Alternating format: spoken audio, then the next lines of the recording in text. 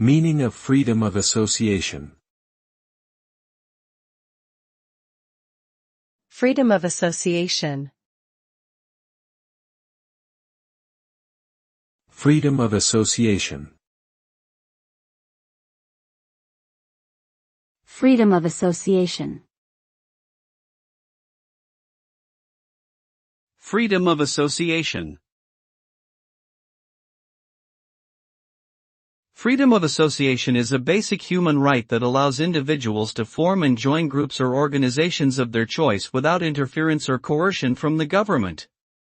This right is enshrined in international human rights law and is essential for the development of vibrant civil societies, which allows people to participate fully in public life and advocate for their interests. The right enables people to form trade unions, political parties, faith-based organizations, and any other social groups. The freedom of association promotes diversity, inclusiveness, and pluralism in society.